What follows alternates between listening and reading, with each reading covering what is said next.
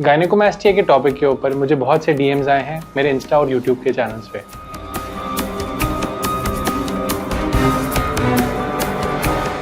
So today we'll discuss about frequently asked questions about gynecomastia surgery.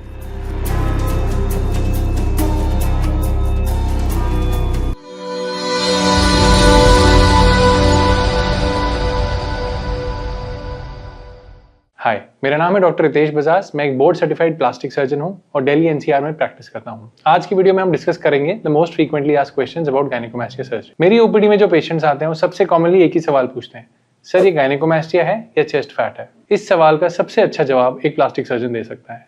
So whenever you have a doubt कि आपको गायनेकोमास्टिया है या chest fat है, please consult a plastic surgeon और वो examine करके आपको बता सकते हैं कि ये गायनेकोमास्टिया है या सिर्फ चेस्ट फैट है। क्या गायनेकोमास्टिया बिना सर्जरी के ठीक हो सकता है?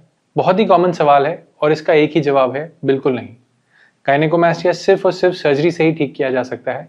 किसी भी वर्कआउट से, दवाई से, वेट लॉस करने से या कूल स्कल्पटिंग जैसी टेक्नोलॉजी से गायनेकोमास्टिया ठीक नहीं होता। क्या गायनेकोमास्टिया सर्जरी के बाद दोबारा होता है?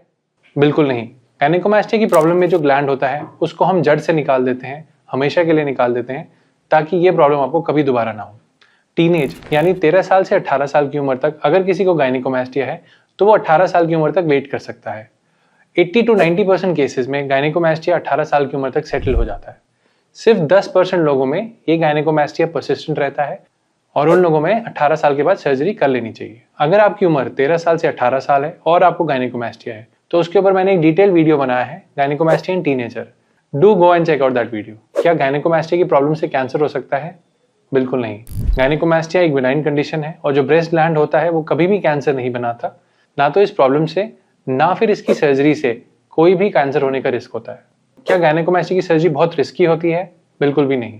आजकल टेक्नोलॉजीज, एनेस्थीसिया इतना एडवांस हो गया है कि ये सर्जरी बहुत ही सेफ होती है। This surgery is mostly done under general anaesthesia and it's a simple 45 minutes to 1 hour procedure. क्या सर्जरी के बाद रिकवरी बहुत लंबी होती है?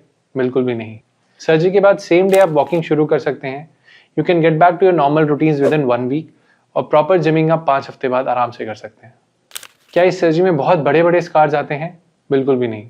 गायनेकोमास्टिया की सर्जरी यूजुअली सिंगल या 2 इंसिजन से की जाती है।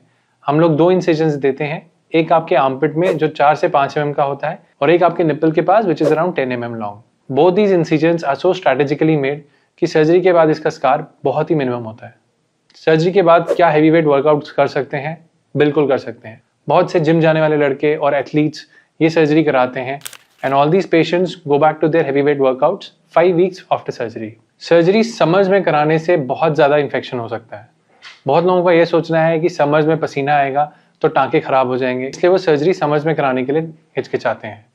ये एक बहुत ही गलत धारणा है, बिकॉज हम जो स्टिचेस यूज़ करते हैं वो बहुत ही फाइन क्वालिटी के होते हैं और उनका पसीने से कोई रिलेशन नहीं है। अगर अभी भी आपके दिमाग में गायनेकोमास्टिया से रिलेटेड डाउट्स हैं तो इन पेशेंट्स के रिजल्ट देखिए। These all patients came with different grades of gynaecomastia, जिनमें हम एक standard procedure liposuction and gland excision procedure किया था with very minimal scars. All these patients were very happy in the results और सब लोग एक ही चीज़ बोलते हैं कि हमने ये सर्जरी पहले क्यों नहीं कराई।